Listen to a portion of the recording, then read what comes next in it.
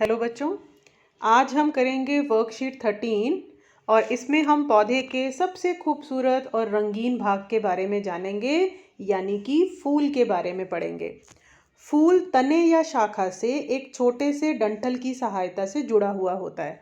जैसा कि आप यहाँ देख रहे हैं इस चित्र में, यहाँ पर ये तने या शाखा से जुड़ा हुआ होता है। ये ऊपर का हिस्सा फूल है और ये नीचे से तना या शाखा आ रही है। एक फूल के डंठल के आधार से, अब यहाँ जो ये डंठल है, ये थोड़ा सा जो फूला हुआ मोटा सा हिस्सा होता है जहाँ से कि फूल शुरू होता है, इसमें ऊपर की ओर 4 चक्र होते हैं।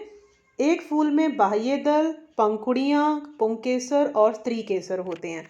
और इन भागों के बारे में और इस फूल के चित्र के बारे में मैं आपको एक फूल का बड़ा चित्र दिखाती हूँ और उसमें इन सभी भागों के बारे में हम बात करेंगे और इनके कार्य जानेंगे।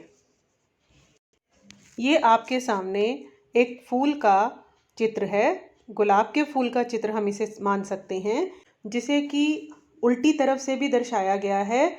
ये जो फूल की रंगीन पंखुड़ियाँ हैं, रंगीन हिस्सा है, लाल या गुलाबी रंग का होता है अधिकतर, कई फूलों में सफ़ेद, पीला, मतलब रंगीन हिस्सा है। इन्हें पंखुड़ियाँ बोला जाता है या इंग्लिश में हम इन्हें पेटल्स भी कहते हैं, पेटल्स।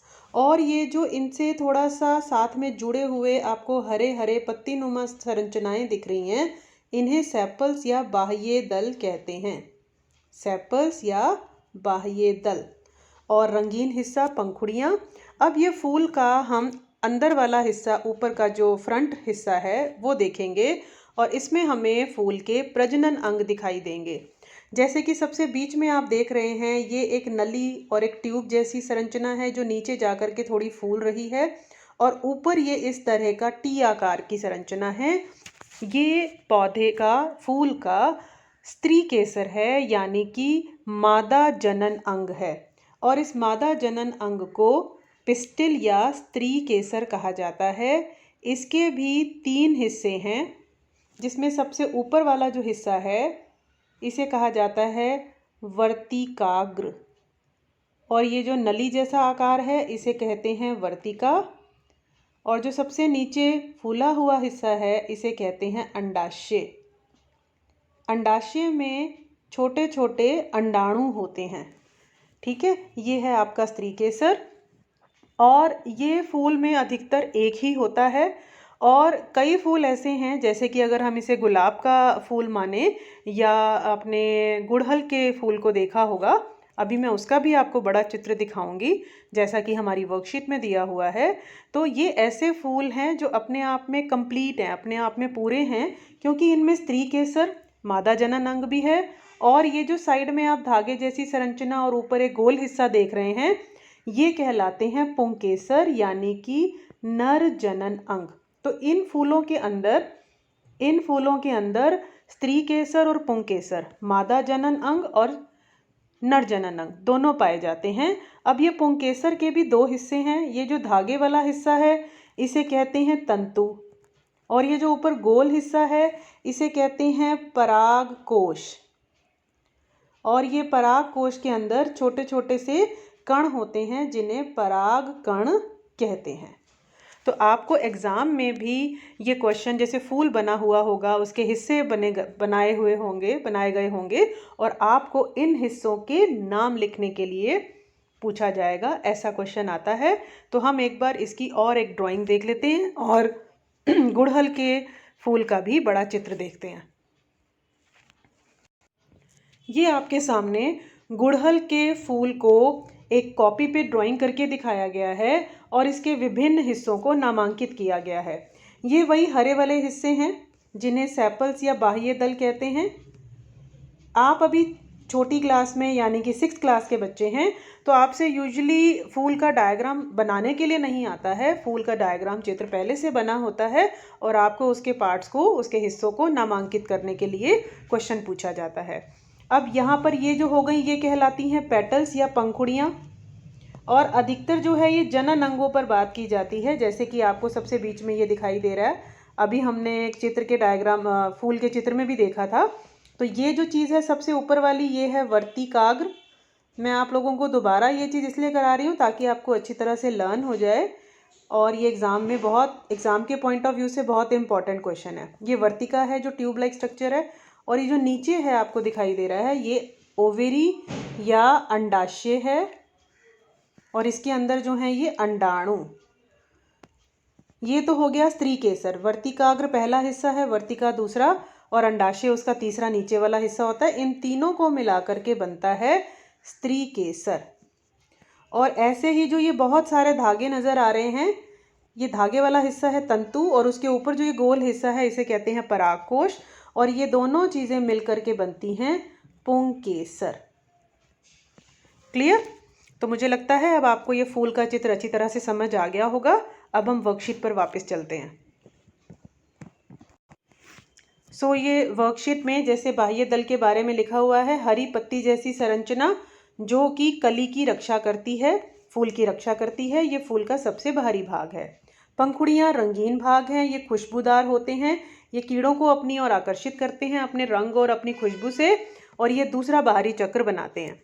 अब स्त्री केसर जो है ये मादा जनन अंग है, और इसमें अंडाशय, वर्तिका और वर्तिकाग्र हैं, ये आपने देखा ही है अभी चित्र में। और पुंकेसर जो है ये नर जनन अंग है, इसमें एक तंतु है, ये लंबा सा धागा तंतु, और उसके ऊपर एक थैले जैसी संरचना जो है उसे परागकोश कहते हैं, जिसमें पराग के कण होते हैं। अब फूलों के कार्य पर बात करते हैं। ये पौधे का जनन अंग है, इसमें रंगीन पंखुड़ियाँ होती हैं जो कीड़ों को अपनी ओर आकर्षित करती हैं। अब कीड़े आते हैं तो वो परागण में मदद करते हैं। अगली वर्कशीट में हम परागण के बारे में जानेंगे। और परागण के बाद फूल बीज उत्पन्न करता है, तो फूलों में ही बीज बनते हैं जिससे कि पौधे की आगे वृद्धि होती है। फाइन। अब हम देखते हैं कि हमें एक एक्टिविटी दी हुई है कि जैसे हमें अपने आसपास के कुछ फूलों का निरीक्षण करना है। जैसे कि यहाँ उदाहरण दिया हुआ है गुलाब का। गुलाब में बाह्य दल की यानी कि वो हरी पत्ती जैसी जो संरचनाएं हैं उनकी संख्या कितनी है? बहुत सारी होती हैं। और इनका रंग कैसा रहता है? हरा। ये यहाँ पर हरा रंग इधर आएगा, हरी होती हैं ये। और पंखुड़ियों की संख्या कितनी है? तो पंखुड़ियों की यहाँ पर ये बेटा उल्टा हो गया है। बाह्य दल की संख्या और रंग के लिए ये कॉलम्स आएंगे। एक बार हम इन्हें दोबारा से देखते हैं। हम बात कर रहे हैं गुलाब की। बाह्य दल की जो संख्या है, जो हरी पत्तियों जैसी हैं, वे 5 होती हैं, 5 से 6 होती हैं। और जो पंखुड़ियाँ हैं और उनका रंग कैसा है? गुलाबी या लाल रंग होता है, और ये बहुत अधिक होती हैं संख्या में। इनके बाह्य दल और पंखुड़ियाँ जुड़े हुए हैं या अलग हैं? तो ये अलग होते हैं। इनके पुंकेसर क्या पंखुड़ी से जुड़े हुए हैं या स्वतंत्र हैं? तो ये स्वतंत्र हैं। स्त्री केसर उपस्थित है या अनुपस्थित है? तो स्त्री केसर भी यहाँ पर उपस्थित होता है, पुंकेसर भी होता है और स्त्री केसर भी होता है। तो इसी प्रकार हमें एक और फूल का निरीक्षण करना है और इन सब चीज़ों की जानकारी जुटानी है। फाइन। अब हम चलेंगे क्वेश्चन आंसर्स की ओर। एक पौधे के प्रजनन अंग का नाम बताइए। तो प्रजनन अंग कौन है फूल का? पौधे का फूल। दूसरा है फूल के किस भाग में पुंकेसर और परागकोश उपस्थित होते हैं? फूल के किस भाग में?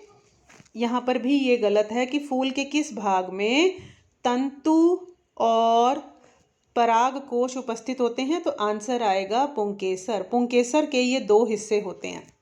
पौधे का कौन सा भाग परागण में मदद करता है? तो पौधे का कौन सा हिस्सा? तो यानी कि फूल में ही पाए जाते हैं पुंकेसर और स्त्रीकेसर। और परागण में कौन मदद कर रहा है? फूल। अभी हमने इसके कार्यों में पढ़ा था। फूल के नर और मादा प्रजनन अंग का नाम बताइए।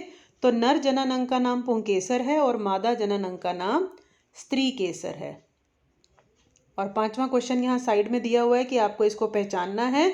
तो अगर हम इसे थोड़ा बड़ा करके देखने की कोशिश करें तो ये आपको दिखाई देंगे। ये अंडाणु हैं अंदर की तरफ, और ये अंडाशय का चित्र दिखाया गया है। यहाँ हम ऊपर भी देख लेंगे। ये देखिए, ये देखेंगे वर्कशीट में। Wait a minute. यस, ये देखिए, यहाँ सबसे जो ये बीच वाला हिस्सा है ये हमारा अंडाशय है। अंडाशय के अंदर अंडाणु है। तो यहाँ आप 5वें के आंसर में लिख सकते हैं कि ये हिस्सा है अंडाशय, और इसके अंदर ये जो तीर के निशान करके बताए गए हैं ये हैं आपके अंडाणु जो अंडाशय में पाए जाते हैं। वर्कशीट काफ़ी क्लियर हो गई होगी आपको। और ये फूल जो है जैसे हमें बहुत आकर्षित करते हैं, तो इस प्रकार एग्ज़ाम वालों को भी बड़े आकर्षित करते हैं। इन पर काफ़ी क्वेश्चन पूछे जाते हैं, फूलों वाले इस टॉपिक में से काफ़ी क्वेश्चन आते हैं। तो अच्छे से अपनी वर्कशीट पढ़िएगा और क्वेश्चन आंसर्स अटेम्प्ट कीजिएगा। Good bye.